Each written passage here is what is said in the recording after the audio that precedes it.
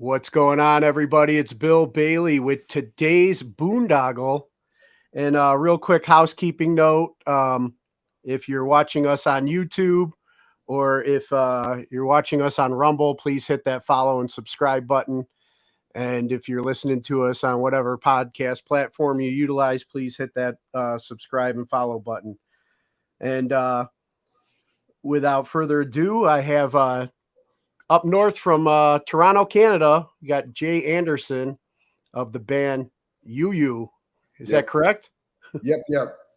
Yes, it's UWUW. I know it's a ridiculous name, but sometimes you have to find names that are. It's really hard to name bands, and it's actually I hate it. So yeah, everything's taken. Yeah, it's honestly the worst.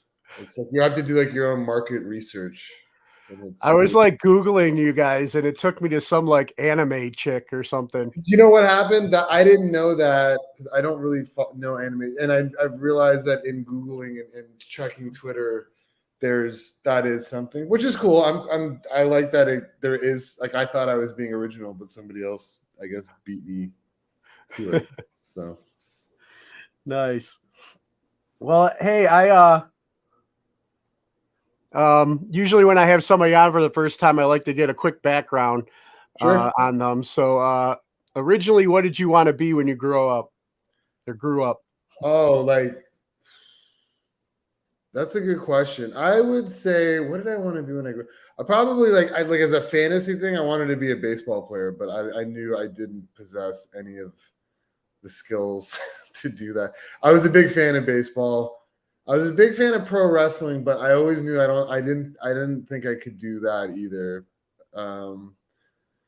So I don't know. Like I really never thought too far advanced, I guess, into that kind of thing. Like maybe I'd have like I was an actor or anything like that kind of thing, or a baseball player, or like phases or whatever you went through. Yeah, being like in a fantasy thing, but never like, oh, I can't wait to get to a certain age and I'm going to then pursue something academic that I could probably help me make more money or whatever, or like be a scientist. I didn't have any kind of practical. I was a pretty big like daydreaming kid a lot of the time. Like my like not that I mean I think every kid has a great imagination, but I found that kind of like I was like I would be in my own world of whatever that was. Like like when they say like, oh, your head's in the clouds kind of thing. I think that. Oh yeah. I was definitely like that a lot. So I always had like reality was already like secondary to me when I was a kid. So it's funny you mentioned that too, because it's like I'm in recovery and I'm given like a lead on Friday, and I was kind of like putting some stuff together, and I'm just talking about being that kid with his head in the clouds, always kind of like dreaming and stuff, questioning things, or just like trying like just having an imagination and going with it the whole time. Yeah, now it's like they they make it like it's a bad thing or something. No, it's not a bad thing at all. I think it's a great thing. I think we should encourage that kind of going to that place. Oh, I agree, man. And then when was it that you like discovered music and that caught your there was like 3 instances I could tell you. Like one was like well, I mean, as a kid, I was lucky. I guess I'm 44 now, so I kind of grew up in the kind of birth of the music video, I guess. And that was, and my mom babysat these kids in our townhouse complex, and up here we didn't have MTV yet, and Much Music was what was gonna come, but that hadn't, I don't even think, started yet. So up here we had these hour-long video shows, and there was also, being from Toronto, we get all our American television from Buffalo. Like that's like if it's ABC, CBS, NBC, Fox, it's always a Buffalo affiliate. So there was also there was a music video channel on the Buffalo station and 2 on Toronto stations. So I ended up like watching music videos for like 3 hours a day because my mom babysat these older kids and that's what they watched. And then from there, like the Beatles and the Who, like your classic rock, I guess. And then I was of an age when like hip hop was huge, and that kind of really piqued my interest in playing drums. And I was 16. Well, I was like 13 when like Nirvana broke. So I was at like an age where this stuff was hitting kind of, I was the perfect demographic for music. And that's kind of how, and then I stopped like, you know, buying baseball cards and comic books and music. And then like when I was 16, I smoked pot for the first time and, you know, started listening to music. And it's such a milk and cookies moment if you know how to like get it, you know, harness that. And then becoming a musician was like kind of like secondary. I just wanted to be a part of it. And drums were the only thing that I could kind of marginally do. And that's what I started doing. And then I started kind of caring really not until I was in my like mid 20s. Like I was like, I should really try and get better at this thing because I'm kind of okay at it and I want to do it. That's what I was telling myself. So that's pretty much the basic me and music, I guess. And then I worked at tons of record stores, like from the age of 17 till, I don't know, till my mid 30s. I had worked in record stores. So that also helped, you know, with my, I just was like, all it did was I realized when I had other jobs that all I thought about was music. That's it. And if I met somebody on a job, like at a warehouse or at a kitchen or something else, and they were into music, I had something to connect with them. And I just realized that I needed to have like employment around that all the time because it's all that really, not that I'm like writing masterpieces or symphonies. It's just like my brain is completely focused on music 90% of the time when I'm not thinking about something else usually. And that's like coming up with stuff. That's just like, I want to listen to a record or, you know, I would love, you know, I have to fill my time with it. So. No, I totally get that, man. And I remember like, you know, just not having anything I really felt like I connected with other people on, you know, and it's just like, but you want to make friends. So it's like sometimes you put on this fake face to try and pretend that you're interested in the crap they're interested in. But right. Like, I mean, yeah, and that's I think that's being an adolescent. I think you just want to have that sense of belonging. But I think there comes a time when you're like, I'm good. I know the path that like I had friends in high school, but I started going to shows. Like I grew up in the suburbs of like in Toronto, but in the suburbs. So you had to take a bus to get downtown. And then, you know, there'd be parties and I would be excited to see a band and I would leave at like, you know, 8 o'clock, like whatever. I'm like, oh, I'm going downtown to see a show. And I would just go by myself because that's, you know, that's what I just felt that's where I belonged, I guess. I don't know. It made sense. All that whole world made sense to me. I didn't feel, you know, alienated by it. I felt kind of wanted more of it. So. oh yeah, totally get that, man. And then, so then when did you start like actually, like you said, drums kind of became your thing? When did you start like playing and then kind of collaborating with other musicians and making bands? I started I guess I started playing drums when I was 16, but I didn't like practice. I didn't give it like I thought, oh, practicing's that's for musos and I want to, you know, I was like, that's for people, you know, just a horrible way of going about things. But when I was young, I thought that would be punk rock or something. Anyways, and then I was in bands, and then when I was in like my early 20s, I was in 2 bands that were kind of doing stuff. So I was playing more and I was getting into playing more and I really loved it. And I had gone on my first couple of tours at that time. And that's when I was, oh, like maybe I still didn't know if I wanted to commit to it at the time, but I really enjoyed it. And I was doing the thing like, you know, working horrible jobs just to have enough money to go on tour. So it was already in me to start having that. So then and it never bugged me. Like sleeping on floors didn't bug me. All that kind of shit. I thought that's what you did. Like that was a part of it. And then in about 2004, I was in a band and we kind of started gaining a bit of heat in Toronto. And that was the first time that I guess a lot of people had seen me play drums, and I was good enough, but we started playing with other bands and better bands, and then I would just look at the drummers and I was like, oh, I have so much. I'm not fully formed. I'm completely not fully formed. I'm not even close to it. And I just had to go back and just practice like all the time. And then when I started getting more confident over the years, I would then reach out to people, musicians who I looked up to, being a fan first of their stuff. And then from there, starting bands with them and being comfortable to approach them in the scene. I don't know how it is in Cleveland. Toronto is an interesting scene that I find that age and that doesn't matter. It's just your ability and what you want to do. And there's a lane for everybody here. So you do have the kind of freedom to explore and experiment in a good way, I think. And that I think really helped for me as a musician, I guess. So that's my answer in a nutshell. I don't know.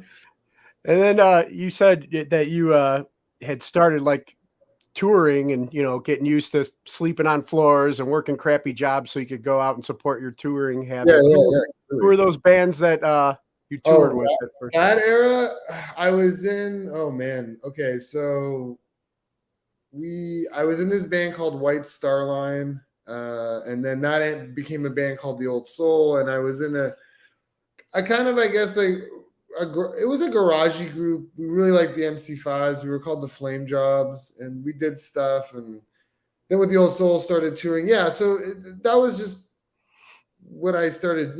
Those were the early bands, I guess, that I was in, where we, you got it. You started doing stuff at least. And like the first tour I ever did was with this band White Star Line, and it was in the States, and we did, but we didn't. I think we played one venue the whole time. It was all like basements and VFW halls and the back of a used clothing store, and there was that type of tour, and I loved every second of it. I thought it was great. Like it was so much fun.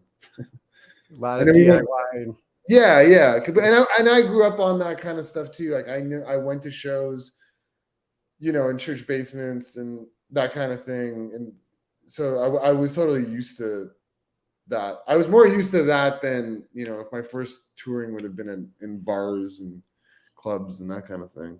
So it made sense to me. But and what was that like? What would you describe that style of music you were playing at that time? I mean, both like kind of fell in the rock category thing. Like the Flame Drops, like I said, it was a band I joined. I didn't start it, but they were guys who they had this kind of cool Stanford band. It was garagey, but they were doing it like in the late 90s or 2000s, kind of just before the White Stripes boom and that thing really hit.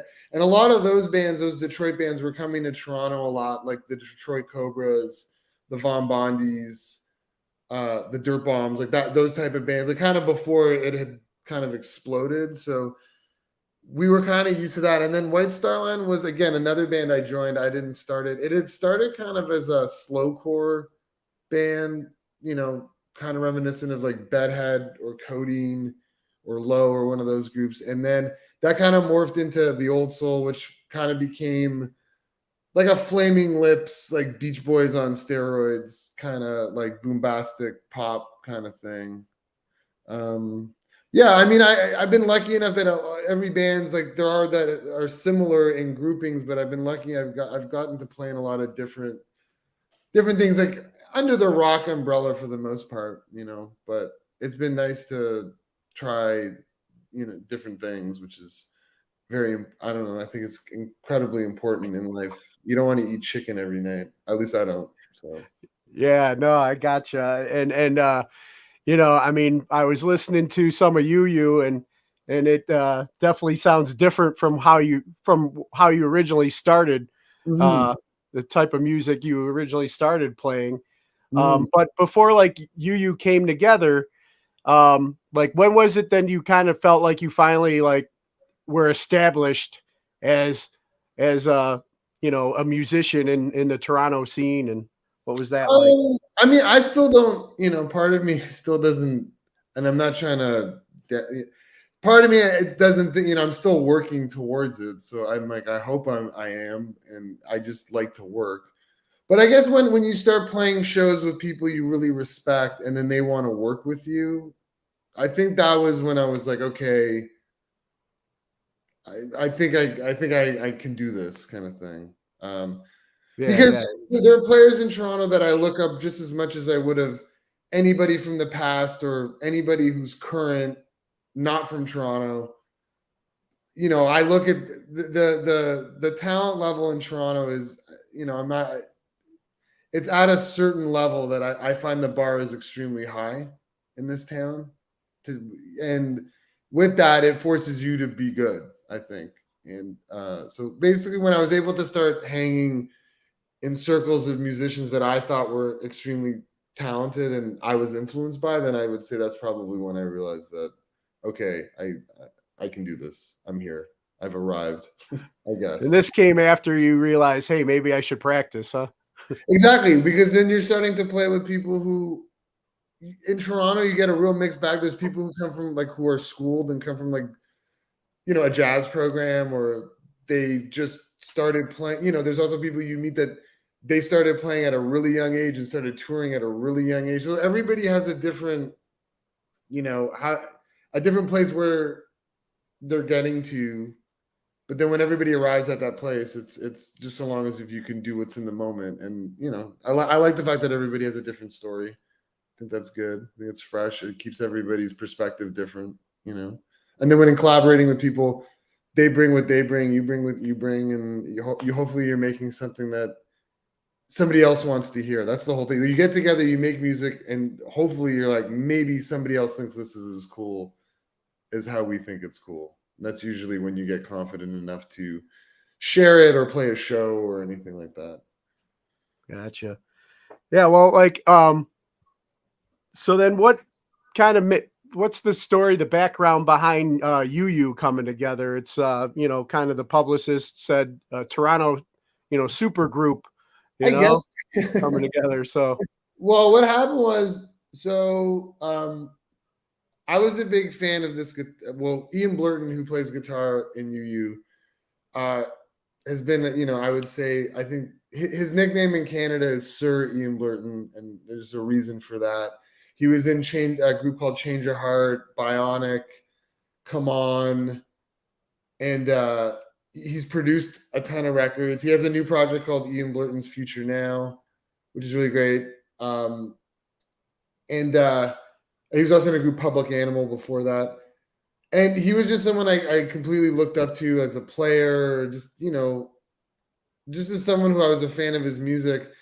And we ended up getting to be on a gig together with our friend Kate Boosman, who's a singer-songwriter. And I had never worked with Ian. We kind of were friendly, but not too, you know, not too close. And we just really got on, and we started talking a lot about records and music. And we were just like, hey, it would be fun to make something. So he had an idea that he was going to do for a record with somebody else doing vocals. And that was going to be the blueprint for what we were going to do. So we needed a bass player. And I had just met this guy by the name of Jason Haberman, who I thought was an exceptional musician, bass player, really good hang. And I like that I had just kind of met him. I didn't know him too well enough to, and sometimes I think that's the best way to just jump into it. It's like, oh, I think he might be really good. And the three of us got in a room and we jammed. And Ian has a studio, so it was great to work in a place with, you know, there's no clock on the wall. And we just did a bunch of stuff. We cut stuff together. And then we had these jams, and we're like, what are we going to do with this? There's no vocals. So then the idea the big idea was I wanted to do a horn rock record. I'd always wanted to do something like that. And I'm a big fan of this Manfred Mann Earth Band. Sorry, not Manfred Mann Earth Band. Manfred Mann's Chapter 3. It's a, you know, a kind of post psych pre-prog British record that's very horn heavy. It kind of takes elements of Chicago, like the Chicago kind of, you know, horn rock thing, but also has free jazz and, you know, just a whole bunch of other elements to it. And I always thought that'd be interesting to do a record like that. So I got my friend Jay Hay to write arrangements, and we had like a small like trumpet, sax, and trombone horn section. So then they put that stuff on. And then we sat on it for a bit. We had started this record in 2018. It was very slow moving because we were all really busy doing other stuff. And then the pandemic hit, obviously. So it just kind of kept getting, we were like, at one point I'm like, I don't know if we're ever going to finish this thing, if it's ever going to be anything.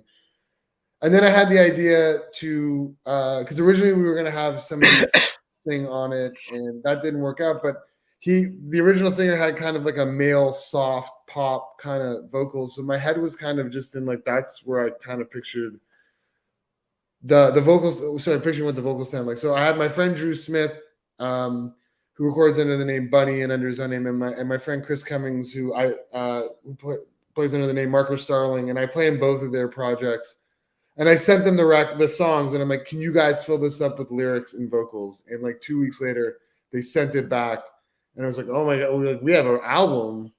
So it was kind of a very piecemeal, pushing a rock up a hill process to finish it. And then it was finished, and then it was like, oh boy. And I felt just accomplished that we got that done. And then we were like, maybe we should see if somebody might want to put this out. So, and that's how it happened. So it was a very, I don't think even a lot of the people haven't even really met each other. Some people, I know there's some people who put this thing together who they've never met in person.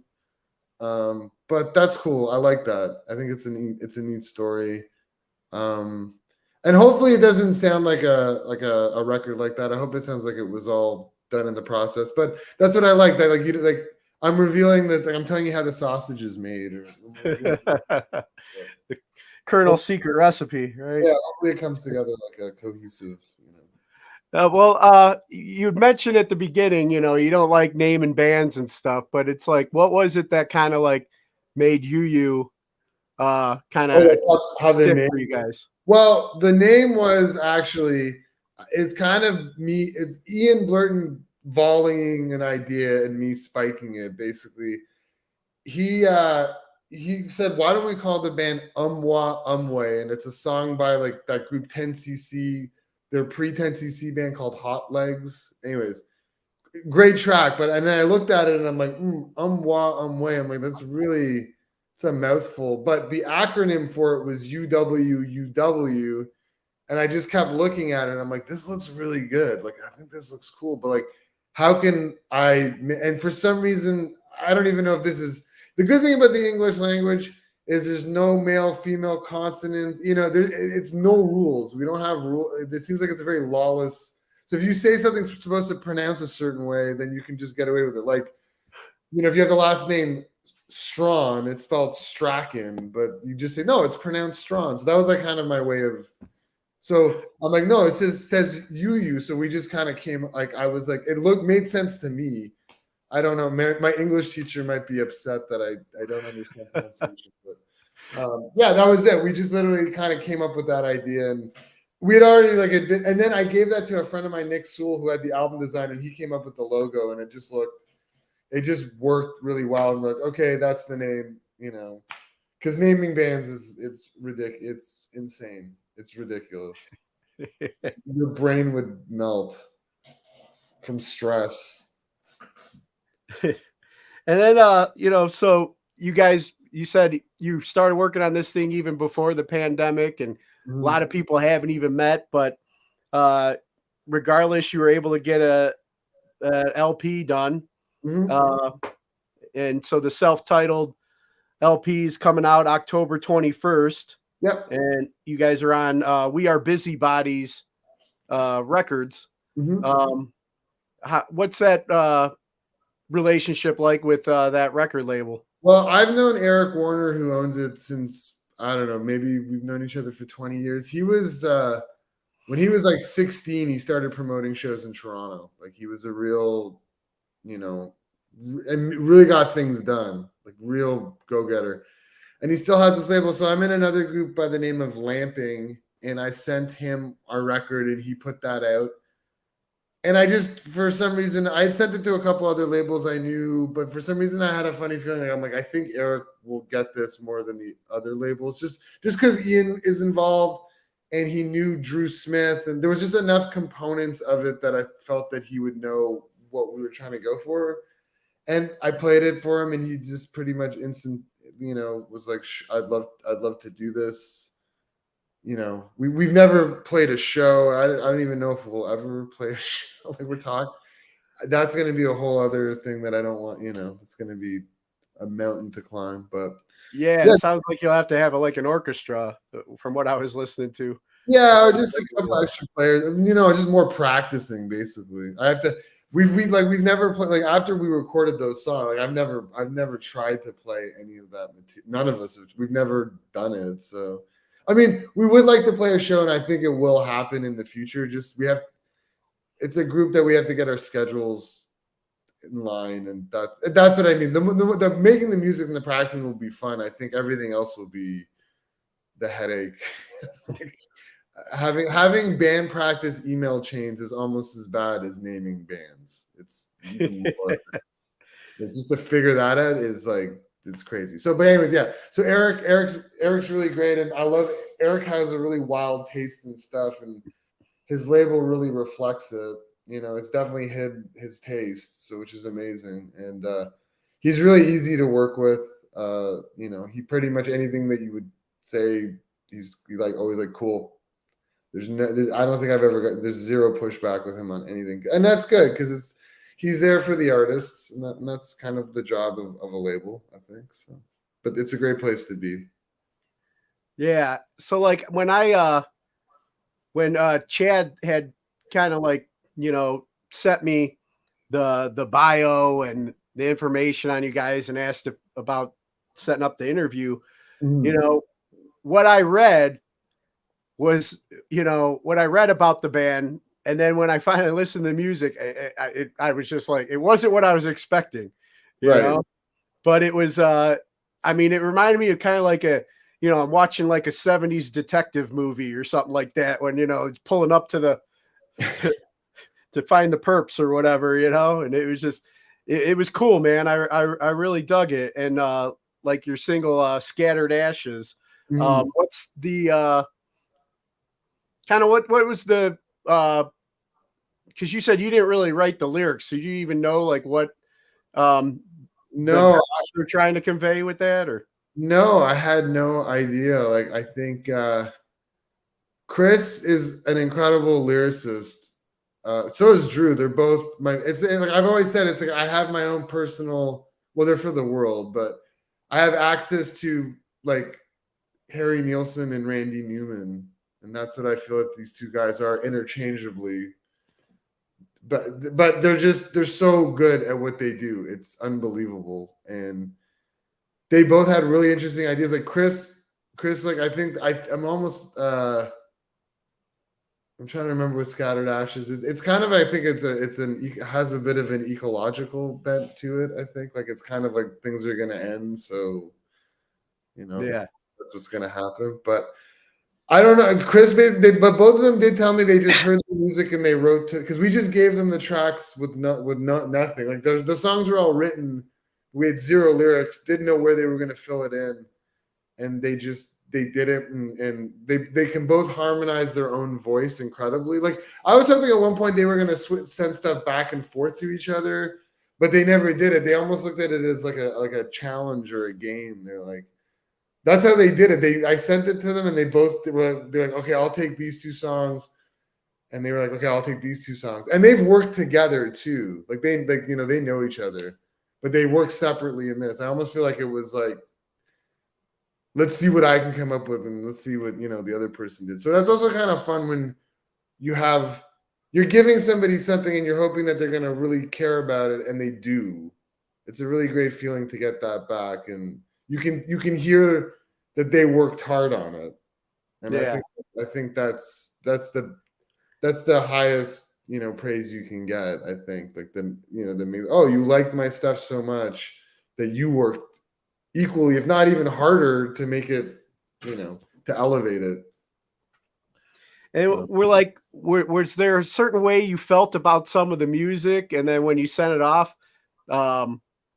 and they came back with the lyrics that they came back with for the song, where you're like, man, that took it in a different direction than I was feeling, but but in the best way possible. That's what I wanted. Like I just wanted to be like, here, you take this, now you go somewhere with it, and they just went even further out there. I gave Drew, there's one track that's 13 minutes on the album, and Drew wrote lyrics for every part of it, and it doesn't sound busy. It's like I couldn't believe. I thought he'd sing a bit, and then like he just wrote different parts for. He just was like, the challenge of it, you can really hear it.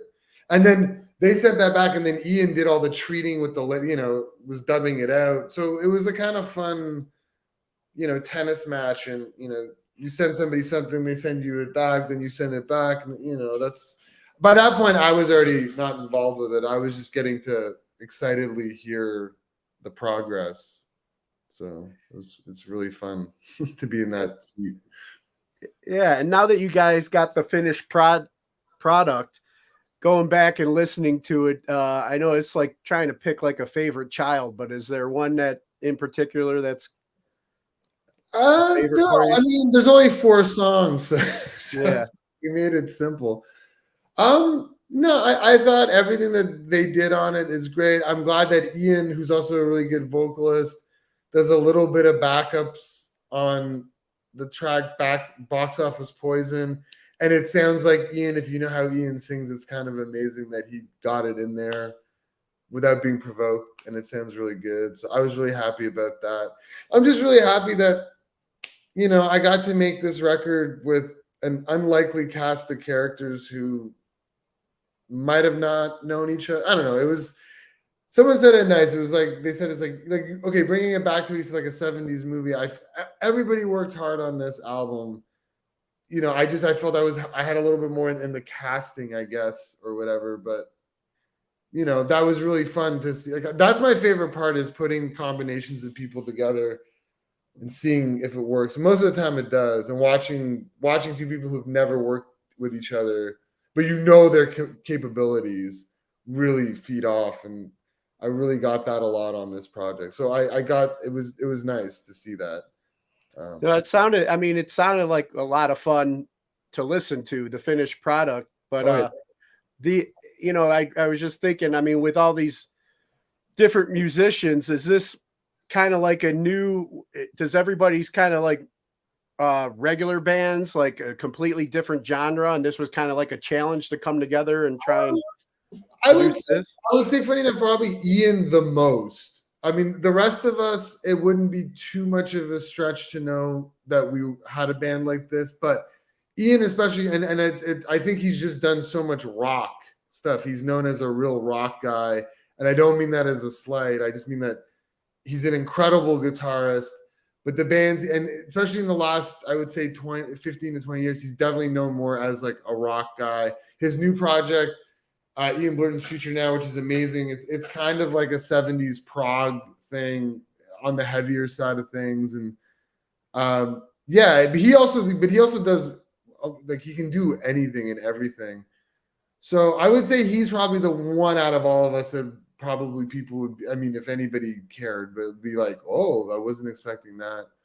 But everybody else, it's in somewhat of the wheelhouse. I wouldn't say it's too much. I mean, there's stretches, obviously, because it doesn't sound like anything either of us do, but I would say it's a little bit, yeah. Gotcha. Yeah. And then, like you had mentioned, kind of like about Scattered Ashes, kind of sounding like an end type thing. Something that stuck out when I was reading in your bio, talking about the world ending or has ended, and quote, a lost vision of a kind of hippie or punk utopia is the only way to live your life, the only way to maintain a healing state of mind. Now, I don't know if I don't think that probably wasn't your quote. So, No. all right. So, because I wanted to kind of get like what more of like what they meant from that. But well, that would have been Chris. So I don't, I think he's just explaining it as the quote you read. I think that's probably where he's coming from. Unfortunately, I can't speak on it, because once that got to that point and they had to explain, when explaining the lyrics, I just was like, well, this is, okay, say what you need to say. But at this point we were mute. Like, I wasn't saying anything because there was no like lyrics or words. We were just making the music. But that's where he went with it, and I think that's I guess that's his interpretation. Yeah, no, it was really cool, that quote that stuck out to me. That's why I wanted to. But yeah, I guess I'd have to have Chris on to talk about that. Yeah. I can put that. I can make that. If you want to talk to Chris about it, that can definitely happen. Cool. Now, like I said, the LP comes out October 21st. You said you would like to possibly play a show, but you don't know if you guys going to play live. But is there any other thoughts of maybe just making more music under this project? Yeah, I would love to. I think this took so long and we got to the finish line that I felt like there was this like sense of relief. But I think we've talked about that, UU is always going to be myself, Ian, and Jason with guests. I think that's what we would like to do. And I don't know, I had an idea of an album maybe that would work. I think the idea of we did horns on this record. So I was like, well, imagine if we did a record with strings for the next one. That's the other instrument. And then maybe have all female vocalists instead of male vocalists next time around. I don't know. I think it's, if anything's going to be in UU, it's got to be the three of us deciding that it's us. And then it can be anything we want it to be, which is kind of what makes it fun. And yeah, I think we would like to play a live show. I think probably not until, it definitely won't be until the next year. We just would have to get our schedules. Also, I want to see what the reaction is for this record. If people want to see us live, then we'll totally entertain the idea and try it. I mean, if nobody wants to see us live, I'm not gonna.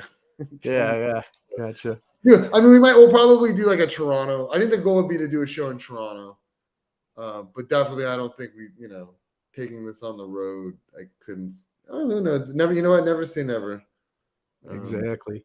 Yeah. And then, so I want to ask you some of the questions I normally ask guests that I have on here. For yourself, like, who are your top 3 musical artists? Wow, that's always such a tough question. I'd say in just pure inspiration of one thing I love about musicians who are really prolific and busy.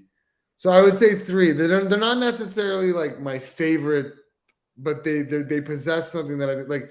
One being Jim O'Rourke, the other being Madlib, and the other being Frank Zappa. Just in the fact that they just put stuff out all the time, and they just continuously don't. It feels like they don't think about it. It's just like, I'm going to continuously put out music. I love that idea, like where you show your work. It's like, if you don't like this next thing, you might like the next thing I do, and you just keep putting it out. So I would say for that, like, it's not necessarily means style or my influence in playing, but just the 3 of them inspire me just for their fearlessness of releasing different stuff all the time. Gotcha. And then is there a particular song that you feel has been an inspiration in life that's like a go-to, a regular on your playlist whenever you're kind of like need a Wow, these are really good questions. And I have to think. Wow,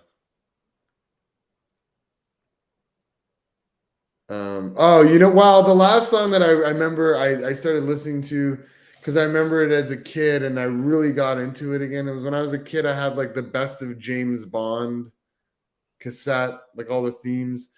And I hadn't heard it in like probably, I don't even say like 20 years, but I heard that Louis Armstrong song, We Have All the Time in the World. And I think it's from Her Majesty's Secret Service. And I think it's one of the last things he did before he died. And it's John Barry, who was a big soundtrack guy, and also Hal David, who was Burt Bacharach's co-songwriter. And it's the 2 of them producing this track for Louis Armstrong. And it's just, the lyrics are incredible. I've fallen in, I like anything schmaltzy, like Scott Walker, like that kind of like the crooner kind of sitting down with a microphone singing. I have a real thing for that. And that song, it's just really, I could listen to it. During the pandemic, I would just listen to it. And this is such a, like, the message is so great. And then he takes a trumpet solo in it, which is awesome. And yeah, it's just Louis Armstrong being really chill. I don't know. Nice. It sounded like it was inspiring you when you were creating this a little bit. Yeah, I guess. I mean, it just really just is an inspiring song. So it just really was like, it's nothing too upbeat or like, it just has a nice groove to it. And I don't know, put me in a good state of mind. So that's the last song I can remember that really has stayed with me for a bit. Nice. And then what class do you feel should be mandatory before graduating high school?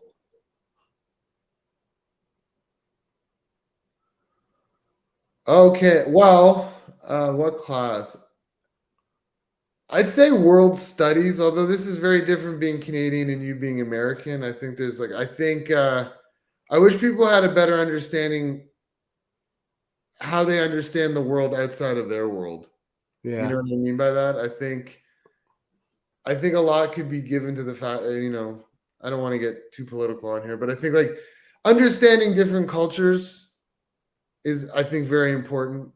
And maybe at a high school level, you're young enough to not have judgment and preconceived notions on people just because their background is not yours. So I think, I don't know if that's I haven't been in school for over 25 years. I don't know if that's a course or anything, but I would say that would be mandatory. Definitely like some type of social studies class, and and also just like knowing how people come from different backgrounds and have different economical situations, and we're all unfortunately different, but we're all here on this earth trying to do the best we can for such a short period of time. And I think understanding and compassion can really help with that. So I would hopefully maybe that would be something good. I don't know. I totally get that. Like, I mean, we deal with that here in the States as well. It's like Yeah, people that have never been out of their city or their comfort zone, like trying to make decisions for the the whole rest of country. the, I know. yeah. It's And like, that's why I'm glad I did some time in the military and I got to see more of the world and okay. different cultures and stuff like that, That's interesting. Okay. Yeah. That, I mean, like, yeah, you got to probably see, outside your block or, anything like yeah, that. because I saw people that, kind of lived in like huts, but they were always smiling and some of the happiest people out there because they weren't caught up in all this crap that we're caught up with Yeah. here, with, They're just trying to live their life the way they know how to live it. Right. And I think that's all you yeah. do. And I mean, this world is a big, complicated place, and it gets more complicated and scary as time goes on. But I think if we get all, I think just having patience and having, just being patient with each other. I know it's difficult. People don't seem to like to be patient for anything, but I think just, take 5, breathe, come back. I think cooler heads prevail. I don't know. It's as you said, like you've seen stuff in this world probably more than I have. I haven't gone to see any place like that in my life. So yeah, I don't know. It's be good Well, to. hopefully, some of the people that, watch this interview and stuff will see, me talking to a Canadian and your head looks just like mine. It's not like South Park, or anything like that. So Well, I mean, you're from Cleveland. That's pretty much like Canada, anyways. yeah. We share a lake. I know So it's not far. Like Michigan, Ohio, Ontario, it's the same. It's just, there's parts of if you ever go to like London, Ontario, or Sarnia, obviously, but it almost looks like you're in Ohio or Michigan. Like there's towns in Ontario that look exactly like a Rust Belt town, so you don't really feel any different. When I go to those cities, I'm like, oh, I'm in Southern Ontario, basically. So they look pretty similar. gotcha. And then who are 3 people who've inspired you or you can credit for making you the person you are today? Well, I'd say my parents. I was really lucky. I have 2 loving parents who were pretty supportive and put up with me being a selfish teenager and not caring about anything else, but always really giving me love and encouragement. Because the older I get, I know that like not a lot, and I'm not, that doesn't happen to everybody. So Yeah. I'm really lucky with that. And my wife, we've been together now for almost 20 years, and I couldn't do what I do if I didn't have her, and her encouragement. So very simple stuff, but the stuff that I think is pretty important. Because these are the people I'm closest with, so I would say they inspire me. I have friends who, I think are incredible, and there's people obviously I look up to who I've never met before, but I would consider idols. But no, I'd say those are my three. I would go with that. Nice. And then any causes or organizations that you support and encourage others to check out? Well, yeah, I mean, I don't know anything. Toronto, we live in a like the housing crisis here is horrible. It's really bad, and during the pandemic, it was really exposed here about just how bad the homeless situation is and how bad trying to even just survive in the city is at you know what I mean? So any one of those organizations, and unfortunately, I don't have any. There was I don't have it off the top of my head, which I feel horrible about, but there was an organization supporting anything that has to do with housing and living wages in this town. I'm just talking about Toronto. I'm pretty sure there's a lot of other things, but the city's been growing at a rate, and it's not, and it's leaving a lot of people behind, unfortunately. And it's now with the pandemic, it became incredibly exposed to seeing that. And hopefully we can get back to a point in the city where we just care about the people who need help and not continuously move forward and building more. There's also we have a lot of condos in the city going up, and a lot of affordable housing. It just isn't there. So I support that 100%. Gotcha.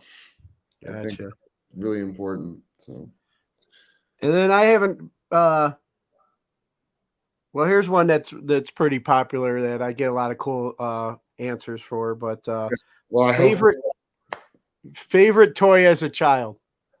Favorite toy as a child? I would say my G.I. Joe collection. I was really I came from the era of like G.I. Joe, Transformer, He-Man. Yeah. That like action, the Star Wars action figures from the movies. That was the best. I had like the Creature Cantina. Yeah, anything. Again, we can make this full circle. Back to being me as a kid whose head was, kind of elsewhere. That kind of me, like playing with my toys, was where I think I felt made sense to me. I guess. Yeah. No, that was totally me too. But and now I look back and I'm like, man, I wish I wouldn't have like put some of them under like a burned some of them with the the magnifying glass and the sunlight and stuff. How much money a lot of those are worth today. You imagine if you never opened them up to begin with. How much, you know what I mean? Like, but you're a kid. You like. Yeah, I don't know. Man. I see that too when I see my friends' kids are they have toys, and you can see like because you're older now. You're like, why don't you like maybe put them in and the kids just like smash and crash, and it's like, right, you're a kid. You're supposed to break these things. If someone told you how to play with your toys, they wouldn't be fun to play with. Like. Exactly. And then, I haven't been able to ask this question in a while, but you did kind of, open the door for me at the beginning of our conversation. So who is your favorite wrestler? Whoa. Okay. I'm a big wrestling fan. So my era of wrestler who I love the most is I'm a big heel fan. And I think the trifecta of my three favorite wrestlers, I always say this, are Jake the Snake Roberts, Rick Rude, and Ted DiBiase for their era because they were so good at being evil. Rick Rude, probably one of my favorite because as I've gotten older, I realize how amazing that character was and how good he was at being evil. And apparently I read something too that he was one of those guys that at one point they thought because he had so much, like they were going to make him face like they did with Jake Roberts because there's enough people who got behind, and he refused. He said he never wanted to work face ever in his career. He's like, he refused to do it. He said he would never do it. So I really respect that. I've been watching new stuff. I don't know. I like, I try and watch as much AEW as possible. It's interesting. I was a big ECW fan when that was around. So yeah, me too. I used to go to Buffalo, the Burt Fleckingler Arena, I guess in the late 90s because they didn't. It only came to Toronto once. And that was like later 90, like when it was on TN, like, you know, when ECW was like right at the end, it was like getting big, but it was losing money or whatever. So they did one show in Canada, but before that, you had to go to Buffalo to see it. So I went. It was amazing. Yeah, I would say those are my favorite. I think those three. I always like wrestlers who could talk, like bad guys who could talk, heels who could talk. That whole psychology of being a heel is amazing. Like, I think that would be the best job. Is like your whole thing is you have to make people, you know, boo you. And then when somebody comes out and kicks your ass, like everybody's so happy to see it. It's like, I feel there's it must be so much fun. I think being a face would be difficult. Like trying to be a good guy would be hard. Yeah, especially in today's, like, you know, left is right, right is left type world we live in, you know. It's like, that's why like Stone Cold probably got over so much, because he was like such a, you know, kind of doing bad guy stuff, but yeah, you know. well, it was the whole, I think that coupled with the NWO it was when the NWO was a bit different. They kept them heel, but they still did like, well, actually the first faction really, when you look at it, that had that was the Four Horsemen. Oh yeah. They were the first heel faction that people went nuts for. Like, you knew to boo them and shit, but you knew they were the bad guys and they were going to lose all the time. But there was something about the Four Horsemen they were cool. They were the real first cool heel. And I think without the Horsemen, you wouldn't have had the NWO or Stone Cold, or just like cool, like, you know. And of course with Stone Cold, they couldn't, you know, they couldn't bottle that, you know. Like, that was the great thing. Like, the Toronto audience is so cool, in my opinion, because, you know, there's the classic Bret Hart Stone Cold match where they flip at WrestleMania. What's great about the Rock Hogan match in Toronto is that audience, the Toronto audience, flipped that thing. I mean, they had talked about that they were thinking that it might happen, but that when you watch that, I remember watching. Oh, yeah. It was incredible. You're like, holy shit! Like, Rock's turning heel like tomorrow on television. Like, and apparently there's a story about he had to go get the red and white because he didn't even have it. And they wanted it for TV the next day. Like, he didn't have any Hulkamania stuff. Yeah, he still had all the Hollywood. It's incredible. I just think that's like, you know, I love when, because again, the fans dictate. I mean, I like what's happening in AEW now too. They're kind of really blurring this like work shoot thing. Like, is it real? Is it fake? Are they pissed? Are they not? And, you know, I think that's, you're trying to make compelling television, right? So. Yeah, but I, like you said, I like it when it's organic, when the fans dictate. Yeah, how things go. I mean, like, I haven't really watched too much WWE stuff, but I know like there was always this push against Roman Reigns, but now it's worked. Like, it worked, you know. Like, like people hated him for so long because they were like, why are you shoving this guy down my throat? And now it's like, there shows you that it, like, they just kept doing it, and it's like people love, like, they love that, like, they love the bloodline thing. He's been the champion for 2 years. They've never. When's the last time they've held somebody that long? Like, it's crazy. Yeah, I don't remember that since like the Hogan days. No, like, I think like where they would, which is cool because then it means that the belt means something. You know, like, I think when ratings, when TV started entering, well, definitely when the Monday Night Wars started entering, obviously like that was big ratings. So title changes had to happen more on TV because it pushed the story. But now it's just like, it's about, you know, and there's like, you know, I love, you know, I think Sami Zayn is, I love that Sami Zayn and Kevin Owens, 2 Montrealers, 2 Canadians, are, I think, the best thing about the WWE, in my opinion. So, I agree. Yeah. They make those guys, you can give them anything and they'll make it good. Always. Like, they're such natural talents, those two. And they have this like, I guess Sami Zayn more so, but I just, you know, like someone like Kevin Owens who can wrestle in a t-shirt and still convey that he's incredible is amazing. I think that's a real feat. Yeah, who doesn't have the prototypical like build that WWE, that Vince McMahon. No, but you need that back. You need guys. You need like that. When he can move like he's, you know, it's incredible. Like, that's when I started getting like the Cena, Batista, that era, the Orton era was when that was being pushed in, or I guess what's called what's the post-attitude era, the violent ruthless aggression. Ruthless aggression. That's when I tuned out. I was just like, everybody now is like a body. Yeah. Like, you need different sizes and shapes, and you need like evil heel, like you need it all. Like, it doesn't work. Like, 2 body guys going against each other is just like, Well, that's why they have UFC. I don't know. Yeah, and it's just like they don't seem to be able to move or as flexible as, they're just too stiff. Well, yeah, and I think like because a lot of there's a generation of guy who, or like wrestler, I should say, sorry, that like came up when there wasn't, you signed to the WWE and the WWE created you.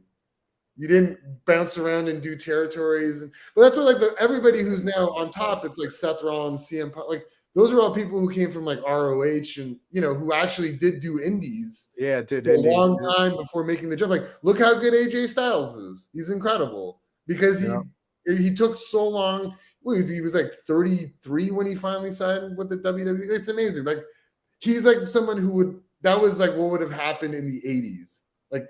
Like most of those wrestlers were in their early to mid 30s. Not all of them, but a lot of them were old territory guys, right? Like it's when the 80s hit, they were so seasoned by that time that it was like when they had national television, it's like these guys are going to look great on TV because they're so worked. Yeah, good stuff, man.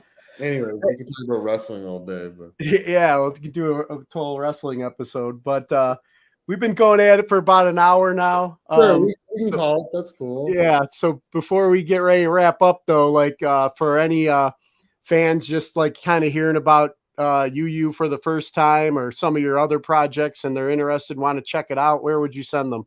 Well, yeah, you can basically UU is on all the platforms and it's all uppercase UWUW. We're on Bandcamp, Spotify, YouTube Music, all like everywhere you get your music, Apple Music. So I would just go there. One song's up. I think we're going to be posting another song just before the album comes out, and then October 21st, you'll be able to hear it in its entirety, and hopefully people dig it. And if they nice. do, too, Nice. Well, Jay, thanks for your time, man. It's been good talking with you. And really nice talking to you. Yeah, man. And yeah, look forward to hearing some more of that coming out. Sounds good. All right, man. Take care. Yeah, talk soon. Bye.